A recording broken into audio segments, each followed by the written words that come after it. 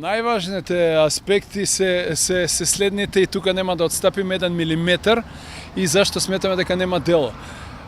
За да може да да постои делото член 215 производство и пуштен промет на опојни дроги, треба да има некоја субстанца својство на опојна дрога.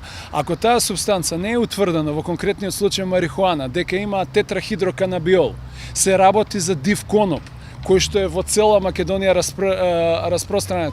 Конкретно овој коноп најдената марихуана е од Кочанско. Ја има во Битолско и на многу различни други места. Тоа е првиот аспект од нашата одбрана, а вториот аспект од нашата, и тоа ќе се утврди со вештачење, а вториот аспект од нашата одбрана, покрај тоа што најдената количина на марихуана не е опојна дрога, дури и да била опојна дрога, не може да има постоење на кривично дело, затоа што обвинетиот тука присутен активист, а не дилер, повторувам, активист, а не дилер, кој што спасил многу животи, со знаење многу повисоко од многу видни луѓе на таа тема, подготвувал масло за лечење на својата конкретна болест, што е неказниво и не може да биде казниво. Во тој правец ќе оди нашата одбрана.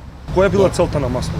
Целта јас го користам дома, мајка ми, татко ми, сестра ми и куќето, значи која цел да биде?